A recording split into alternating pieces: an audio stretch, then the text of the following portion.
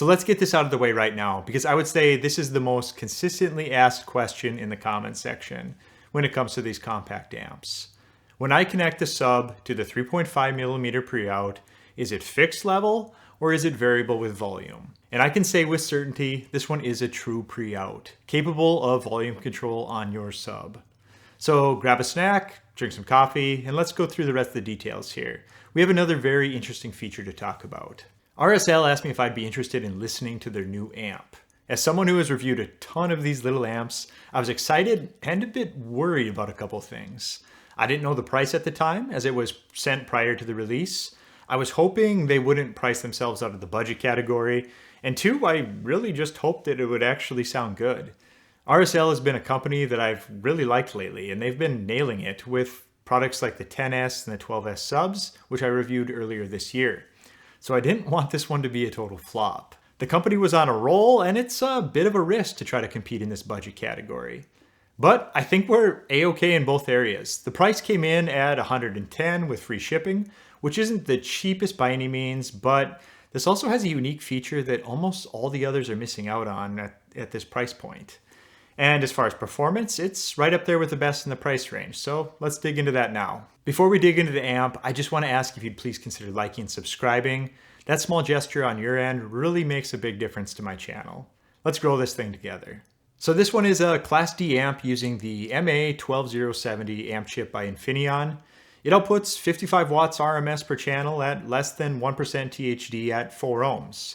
So no, it's not a 3255 amp chip like we often see that has the potential to output 10 billion watts, but what we do get here is a usable 55 watts per channel from a highly regarded amp chip, well known for clean sound and a lot of detail retrieval. Do I like more power? Sure, who doesn't? But this is enough. I can say that knowing I have tested it with several bookshelf speakers, and surprisingly this amp implementation actually had a lot more headroom than any of the other 3255 amps I have sitting here. So what's the next big feature that I've been hinting at besides the sub out? It's this little switch on the back. We actually get a high pass filter at 90 Hz, selectable by flipping this switch between bypass and 90 Hz. So not only can we connect a sub, we can flick this filter on at 90 Hz and take the burden off your bookshelves to produce the lower frequencies. Let your sub do the heavy lifting. In theory, lowering your distortion as the volume rises, as well as freeing up more capacity on the amplifier itself. I feel like this feature alone more than makes up for the lower wattage.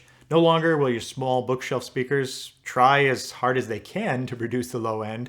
Try as they might, it's likely muddying up your sound, unless you're using something a bit more premium as far as drivers go. In all reality, a lot of these budget Class D amps are being paired with budget speakers. So this is a really good fit and option in my opinion. Let's take a closer look at the externals here. On the front, we have a power toggle, along with a three-way switch to select between USB, because yes, this one actually has an internal DAC, as well for pairing it to things like your computer. Bluetooth, as well as a line in. I personally use the line in, the most pairing it with a Weem mini streamer and a SMSL SU8S DAC, which made for a nice little stack. Up next, we have tone controls, and yes, there is a center detent on these. About the only thing I would have preferred more would have been a switch to bypass them completely, but this does the trick just fine. And then a volume knob. The case feels like you'd expect, looks good. Knobs have a nice look and feel as well. My only change here would have been no fasteners on the front to clean things up a bit. You could use a single long fastener from the rear to give it more of a polished look. Flipping it around, as I mentioned, there's a Bluetooth antenna, as well as that USB, and then the high pass filter for the line inputs next door. The sub pre-out requires a 3.5 connection. I just use a 3.5mm cable into a Y and go into both inputs on my sub. And then a real shocker, speaker out terminals. Nothing to report here. They accept wires and, well, do their job. The USB and Bluetooth are nice additions. I personally won't use either in my personal implementation, but these are often placed on a desk, hooked to a computer, so it gives the end user sort of a all-in-one solution option if you want to pass on adding a separate streamer. What I can tell you there is if you're into high bit rates, you'll likely still reach for that Weem product and add it to the stack because the USB is limited to 16-bit 48 Hz. And I mean, we're still talking CD quality here, so it's not really an issue, but people often ask the question, so it's something to keep in mind. The Bluetooth worked well. I respect that ease of use and reasonably good sound quality, but I'm just rarely a Bluetooth user. But nonetheless, it worked as advertised at the distance specs they had listed, which was I think around 30 feet. Actually, I'm sure it was beyond that, but your mileage will vary depending on how many obstacles are in the way of your signal path. I am going to take this one apart just to show you the construction, but there really won't be any reason to take this one apart as the op amps are not swappable, they are soldered to the board. Okay, so getting to the end of this one, what did I really like here? The sub-out was my favorite addition here, a real pre-out, no more controlling your sub volume separately. Not sure who was doing that, I know I wasn't going to bother. There was always a workaround for the competition, like using speaker level inputs or splitters on the RCAs, but really just give us that pre-out, and that's exactly what they did on this one, so I really applaud them for that.